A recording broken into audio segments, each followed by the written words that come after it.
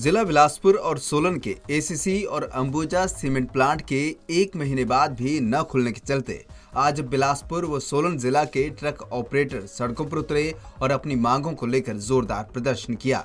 बिलासपुर के नौनी में पहले ट्रक ऑपरेटरों ने एक जनसभा की और उसके बाद 12 किलोमीटर तक शांतिपूर्वक तरीके से रोष रैली निकाली। यह रोष रैली नौनी से शुरू होकर लखनपुर होते हुए बिलासपुर उपायुक्त कार्यालय तक गई और वहां पर अपनी मांगों को लेकर उपायुक्त बिलासपुर के माध्यम से सरकार को ज्ञापन भेजा। इस रैली में सोलन व बिलासपुर जिला के हजारों ट्रक ऑपरेटर शामिल हुए और अपनी आवाज बुलंद की।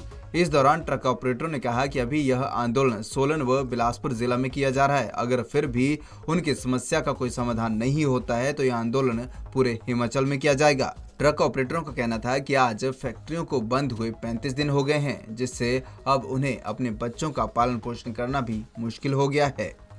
ऑपरेटर्स को आज की डेट में जैसे आप देख ही रहे हैं कि बच्चों की फीस हो, चाहे अपनी रोजी रोटी हो, चाहे अपने ट्रकों की किस्तें हो, चाहे कोई और भी दिनचर्या की चीज़ें हैं, वो उस पर सारा असर पड़ा हुआ है। और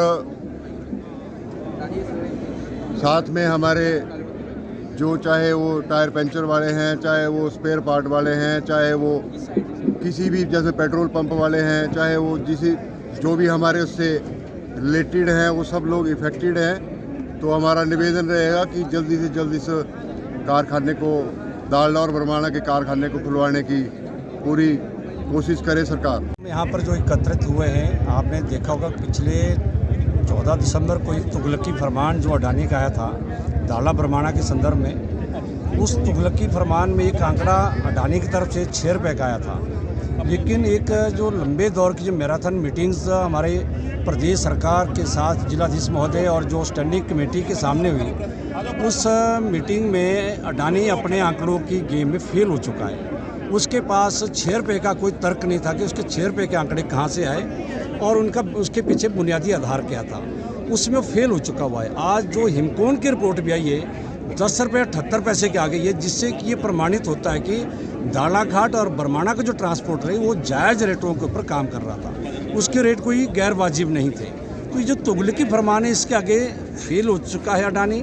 अब सवाल है कि जब सरकार की एक स्टैंडिंग कमेटी की रिपोर्ट लगभग तय हो चुकी है, हिमकोन जो एक कंसल्टेंट इन्होंने अपॉइंट किया था उसकी रिपोर्ट हमारे फेवर में है, तो आज सरकार का जो उदासीन रवैया है, हम उस उदासीन रवैये के खिलाफ भी यहाँ पर एकत्रित हुए हैं कि आप उस हिमकोन की रिपोर्ट को आधार मानते हो, जिसमें हमारे 5 बिंदुओं पर आज भी डिफरेंस है। उसमें हमारे डेप्रिसिएशन है, हमारा इंटरेस्ट है, हमारा फ्यूल का है, हमारा इंश्योरेंस का है और हमारा जो मेंटेनेंस का है, उन पे हमने सेटिस्फाई किया है और आज वो उससे लगभग संतुष्ट है।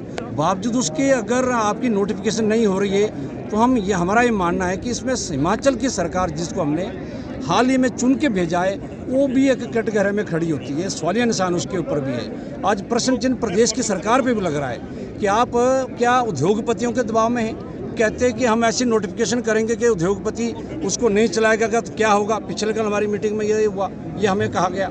हम कहते हैं कि अगर ऐसी नोटिफिकेशन कोई आती है जिससे ट्रांसपोर्टर वाइबिलिटी नहीं होगी तो क्या हम प्लांट चलने देंगे?